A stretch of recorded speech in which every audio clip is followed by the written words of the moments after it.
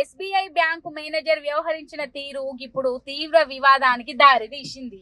ఆ రాష్ట్ర స్థానిక భాష అయిన కన్నడలో మాట్లాడనీకే నిరాకరించుడే కాకుండా కస్టమర్ తోని దురుసుగా ప్రవర్తించుడుతోనే సర్వత్రా ఆమె మీద విమర్శలు వెల్లువెత్తుతున్నాయి. సోషల్ మీడియా వేదికగా ఈ సంఘటనకు సంబంధించిన వీడియో మస్తుగానం నెట్టింట వైరల్ కావుడుతోనే ఈ ఘటన మీద కర్ణాటక సీఎం సిద్ధరామయ్య సూత తీవ్రంగా స్పందించారు.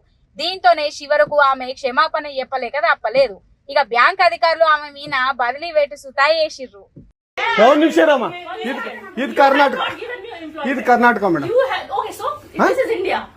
ಇಂಡಿಯಾ ಅಥವಾ ಈ ಕರ್ನಾಟಕದಲ್ಲಿ Kannada main first, Kannada first madam, Kannada first. ಈಗ ನೀವೇನ್ ಮಾತಾಡ್ತಾ ಇರೋ ತುಂಬಾ ಒಳ್ಳೇದು. ಮಾತಾಡೋದೇ ಇಲ್ವಾ? ಯಾಕೆ ಮಾತಾಡೋದಿಲ್ಲ? ಯಾಕೆ ಹಿಂದಿ ಮಾತಾಡ್ಬೇಕು? ಕನ್ನಡ ಮಾತಾಡ್ಬೇಕಲ್ಲ ಮೇಡಮ್. ಕನ್ನಡ ಮೇಡಮ್. ಮೇಡಮ್ ಇದು ಕರ್ನಾಟಕ, ಇದು ಕರ್ನಾಟಕ ಮೇಡಮ್. ಚೇರ್ಮನ್ ಮಾತಾಡಂಗಿಲ್ಲ, ಇದು RBI ರೂಲ್ ಇದೆ.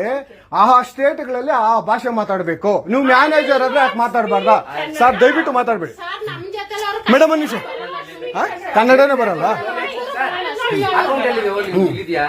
ಇರಿ ಸರ್, ಮಾತಾಡಿ ಮೇಡಮ್. ನೀವು ಮಾತಾಡಲ್ಲ ಮೇಡಮ್. ಸೂಪರ್.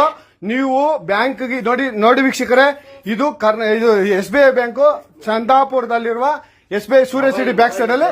ದಯವಿಟ್ಟು ನೀವು ಇದನ್ನ ಎಲ್ಲಾರು ಎಚ್ಚೆತ್ಕೊಳ್ಳೋಣ. ಕನ್ನಡ ವ್ಯಕ್ತಿಗಳು, ಕನ್ನಡ ನಾವು ಏನಿದ್ರು ಕನ್ನಡಿಗರು ನಾವು ಒಂದಾಗ್ಲೇಬೇಕು. SBI ಬ್ಯಾಂಕ್ಗೆ ನಾವು ಬುದ್ಧಿ ಕೆಲಸನ ಆಯ್ತು ನೋಡೋಣ.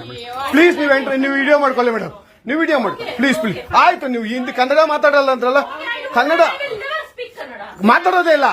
ಓಹೋ, ಸೂಪರ್ ಮೇಡಮ್, ಸೂಪರ್.